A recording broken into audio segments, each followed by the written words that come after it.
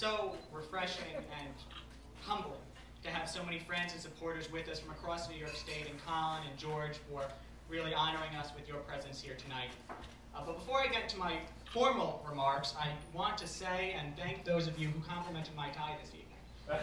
Because as those who know me know, I take my ties very seriously, like I take everything else. But I have to admit publicly that I didn't choose this tie tonight. No, when I need a good tie, I go to my good friend, and that's Walter at Macy's. Now, Walter's an older gentleman, and despite wearing the same red tie every time I see him, he has a knack, and Mom can attest to this, at picking the perfect one. And so I visited Walter last week, and we first settled on a purple floral tie. Picture that for a second. Me in a purple floral tie. That's right, Mrs. Petrie can. And so I said, I don't even know you that well. So I told Walter, this is a little too fun for me and a little too liberal. And he said, Nick, why do you need something so conservative? Because he doesn't know me that well either. He just picks my ties.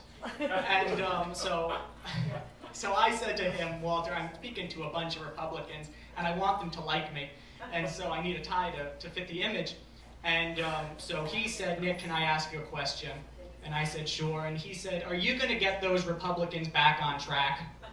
And so, ladies and gentlemen, we are here tonight to change the direction of this party, and we are here tonight to change the direction of this government and this country. We're here tonight to follow the example of Walter's generation and learn from that example, and to motivate our generation, the next generation of leaders, to truly preserve tomorrow for ourselves. Over the past year and a half, Be Heard has been traveling across New York State, working with candidates and officials and activists at every level of government. And we're active right now. We have projects in 6 counties, from Nassau up here to Orange, Ulster, Rockland, Putnam, Westchester, and Dutchess. We're staying active.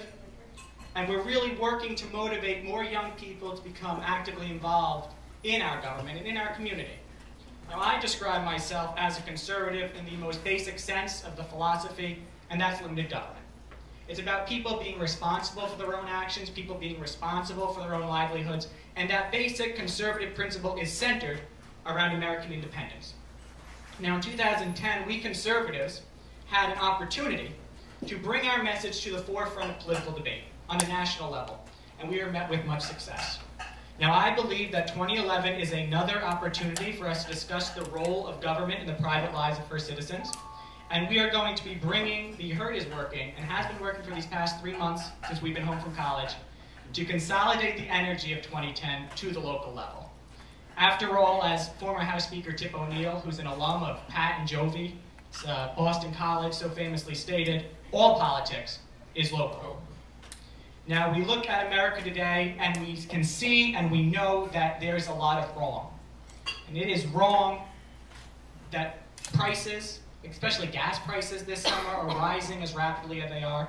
It is also wrong that millions of our fellow citizens are out of work.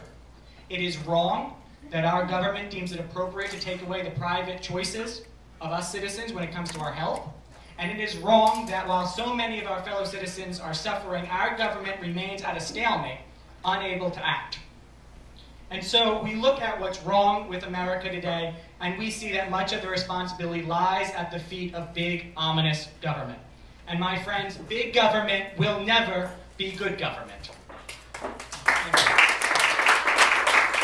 And it is when government believes they can dictate policies to the private citizens that the growth of our fine nation is crippled and constricted. Now, in 2009, Senator Olympia Snowe of Maine told the New York Times, Congress must recognize the consequences of its inaction. And I remember reading that, and I said, no, Congress must recognize the consequences of its constant action. And that's exactly the problem.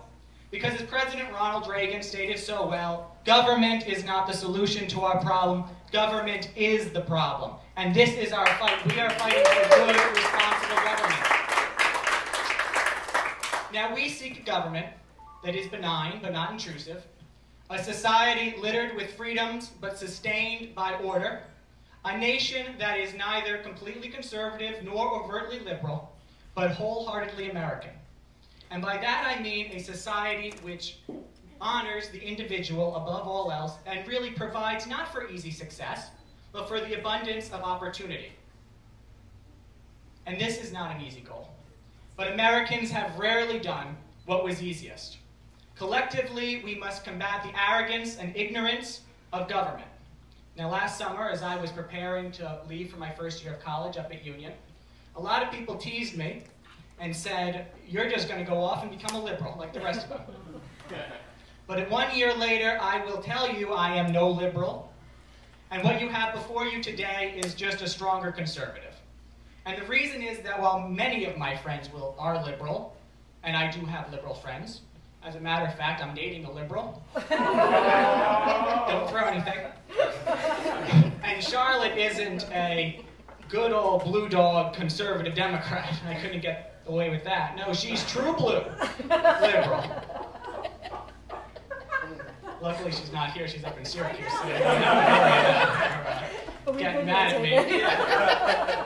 No, she knows. And we have good conversations, as you can imagine. But the point is that while many of my friends are liberal, they also happen to be smart. They are. They understand the issues. They have values. And their views just happen to be different than my own. And it's through this healthy debate, this really open and honest discussion, that my views are strengthened, that their views are strengthened, and that our country is strengthened because of this collective debate. And so I take this model that we have at the collegiate level, and I look at our government, local, state, and federal. And this type of open, honest discussion, real discussion, transparent discussion on the issues isn't taking place. Now, Fox News I am a conservative, Fox News, reported just last week, July 5th, that the current 112th Congress is the least productive Congress in recent years. And Fox's reasoning for that was simple. It was that a Democratic Senate and a Republican-controlled House simply are unable and unwilling to cooperate, to work together, to compromise, to coordinate the issues, and to work together to solve the issues plaguing our nation. But intense partisanship can never lead to intense progress. And we are fighting a war versus the machine in an attempt to gain transparency and openness in government. And this is a war that I and my generation, we intend to win over the course of our lifetime. Now, I look at what Be Heard has been able to do over these past several months, this past year and a half, just the 3 months alone that we've been home. And I'm humbled by it. And I'm humbled by all of you being here. And the reason is because my American story is no different than any other American's. You know, Mom's a school teacher. Dad runs the family business. And their American dream was and continues to be to provide opportunities for their 2 sons that they didn't have. And they're both here tonight, of course, as they usually are. And you must know what remarkable individuals they are. After all, they put up with me for 19 years. And, but I do give them a round of applause. But I do want to focus on just Dad for a second. Mom, don't be offended.